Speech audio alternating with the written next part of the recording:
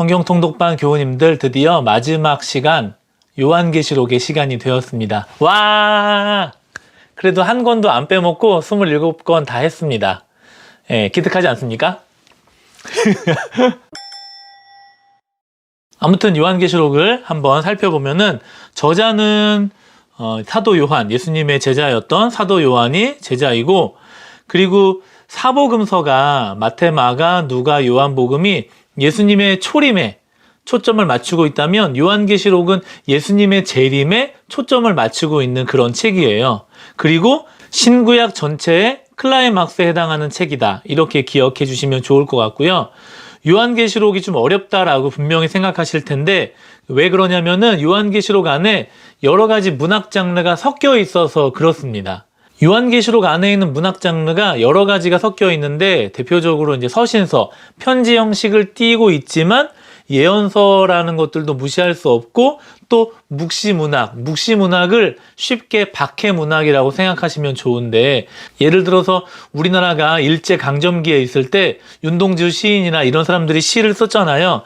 그런 것들이 다 시대적인 배경을 반영해가지고 쓰는 그런 시나 소설, 여러 가지 문학 그런 것들을 이제 박해문학이라고 하고 묵시문학의 한 종류다라고 이야기할 수 있어요. 이 모든 문학 장르가 섞여 있기 때문에 좀 어렵게 느껴질 수 있고 수신자는 소아시아 지역에 있는 7교회 그러니까 지금 보시면은 반모섬이라고 여기 앞에 보이는데 반모섬에서 사도 요한이 유배를 당해가지고 요한계시록을 쓰게 되는데 이때 이제 소아시아에 흩어져 있었던 에베소 교회를 중심으로 흩어져 있었던 이 7교회의 교회에다가 사도 요한이 편지 형식으로 편지를 보낸 게 요한계시록이다라고 아시면은 좋을 것 같습니다. 그리고 이제 시대적인 배경은 도미티안 황제, 로마의 황제였던 도미티안 황제가 박해를 하던 시절에 그리스도인들을 박해하고 핍박하던 그 시절에 쓰여진 책이 요한계시록이다라고 아시면 좋을 것 같고요.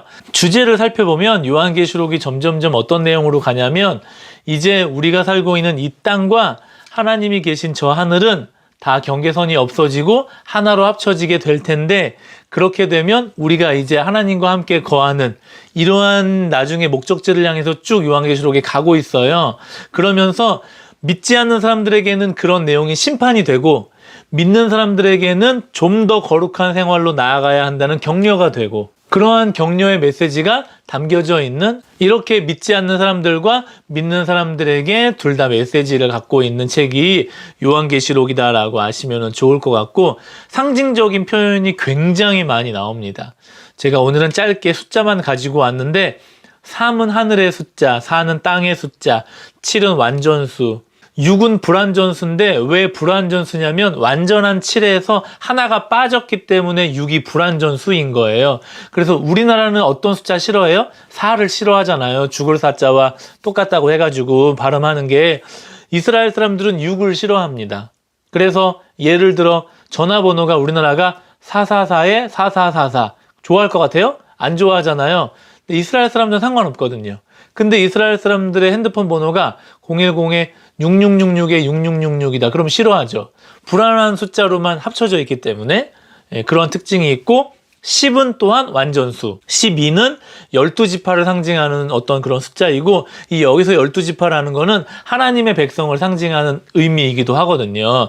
유대적인 문화에서 이해해야 되는 숫자인 거예요. 왜 그러냐라고 따지고 들어가면 설명해야 될 것들이 너무 많기 때문에 지금은 그냥 이러한 숫자는 이렇게 받아들이는구나. 이거 말고 숫자가 꽤 많은데 오늘 다 할 수는 없으니까 숫자를 한 딱 2가지만 가장 중요한 것만 좀 풀고 가면 구약의 하나님의 백성이 셀 수 없이 많다라고 표현할 때는 이제 12지파를 상징하는 12과 셀 수 없이 많다라는 완전한 숫자를 3번 곱한 1000 이거를 합쳐져 가지고 12000이라는 숫자가 돼요. 신약에서의 하나님의 백성이 셀 수 없이 많다라고 할 때는 또한 12지파를 상징하는 12와 하나님의 백성을 상징하는 완전한 숫자인 1000을 합쳐가지고 곱해가지고 12000이 돼요. 그렇게 이제 볼 수 있는 거죠. 그러면 구약과 신약 이 세상에 살고 있는 모든 사람들 중에 하나님의 백성이 셀 수 없이 많고 완전한 하나님의 백성의 숫자라고 이야기를 할 때에는 어떻게 하면 돼요? 12와 1000을 곱하는 거죠. 그러면 14만 4천 명이 되는 거죠. 그래서 요한계시록에 14만 4천 명이 나오는데 이거는 14만 3,999 다음 14만 4천 이게 아니고 완전한 하나님의 백성은 충분하다, 완전하다라고 할 때 그러한 숫자가 비유적 표현으로 쓰인 거지 문자적인 표현으로 쓰인 게 아니다. 신천지가 얘기하는 그런 게 아니다라고 여러분들이 꼭 아시면 좋고 666도 숫자가 하나까지 나오는데 이게 이제 이 부분에 가가지고 제가 설명을 원래 해드려야 되는데 666도 로마 황제 네로 황제를 의미하는 숫자 네로 황제를 숫자화 시켜가지고 쭉 풀어내면 666으로 쓸 수가 있어요 여러분. 그래서 어쨌든 오늘 아시는 건 뭐냐면 666이 숫자가 아니구나 665, 666 이게 아니구나. 이거는 로마 황제 네로를 의미하는 숫자. 이 당시에는 그리스도인들을 핍박하는 어떠한 사람을, 어떠한 존재를, 어떠한 세력을 상징하는 것들을 표현할 때에 666이라는 숫자를 쓰는 거죠. 왜 이렇게 그럼 숫자로 표현하냐? 예를 들면 이런 거죠. 도미티안 황제가 우리를 엄청 핍박해. 그렇게 이야기하면 여러분 어떻게 해요? 걸려 들어가잖아요. 사람들 많은 데서. 그러니까 666이 우리를 핍박해. 이렇게 이야기하면 믿는 사람들끼리의 암호와 은어가 되기 때문에 다른 사람들은 못 알아듣는 거죠. 그래서 일부러 이러한 숫자를 쓰는 겁니다. 로마 황제를 의미하는 건데 목사님 왜 도미티안 황제예요?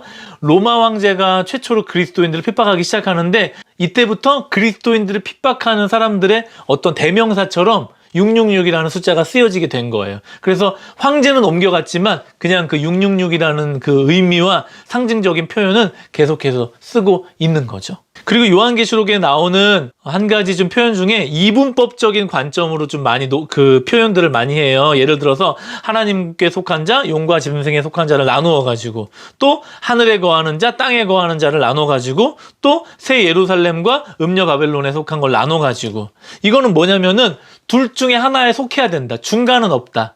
이 당시에 핍박받는 사람들에게 타협이 없다는 걸 가르쳐주기 위한 거예요. 오늘날 우리들에게도 마찬가지인 거죠. 양다리 걸치지 마라.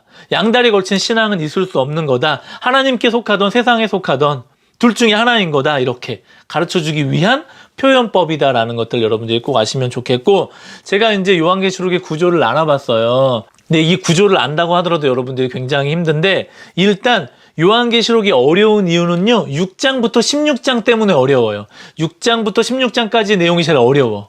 이 앞뒤의 내용은 그렇게 어렵지 않아요. 1장은 서론에 쭉 이야기 나가고 어떻게 왜 이 편지를 쓰게 되었는지 2장과 3장은 7교회에 대한 내용들을 쫙 이렇게 책망과 칭찬을 얘기를 해주고 4장과 5장은 그래서 우리가 이제 하늘의 예배를 어떻게 드려지는지에 대한 이야기를 해줍니다. 근데 6장에 딱 들어가면 어렵기 시작하거든요. 7개의 인을 떼는 사이클이 쭉 돌아가면서 너무나도 비유적인 어려운 게 나오고 그러면서 7개의 인이 끝나면은 나팔을 부는 7개의 나팔 시리즈가 나오더니 그러면서 갑자기 마지막 때 교회와 성도와 악의 세력이 어떻게 나아가야 되는지를 갑자기 이야기하다가 마지막으로 7개의 대접이 펼쳐지게 되는 또 사이클로 돌아가게 돼요. 6장부터 16장까지 이 내용이 어려운데 보실 때에는 하나님의 심판이 점점 점진적으로 강도가 세지면서 가고 있구나 이 정도만 이해하셔도 좋고 이제 멀지 않아 하나님께서 믿지 않는 자들은 이쪽에 믿는 자들은 이쪽에 이렇게 나누는구나 라고 이해하시면 좋겠습니다.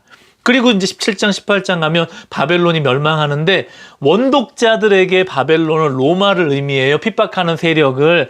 그 세력들이 이제는 언젠가는 끝날 거다라고 7개의 교회에게 메시지를 주는 거고 지금의 우리들에게는 소망을 바라보면서 나아가야 함을 얘기하고 있는 거고 그래서 끝끝내는 19장, 20장에 예수 그리스도의 승리가 이루어지고 21장, 22장에 새하늘과 새 땅을 이야기하면서 하나님과 우리와 함께 사는 마지막 때를 이야기하고 있다라는 거죠.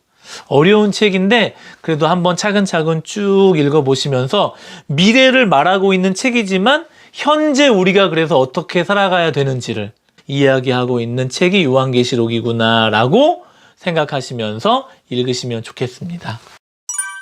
우리 교우님들 27권 신약을 읽으시느라 너무 고생 많으셨고요. 진짜 애쓰셨어요.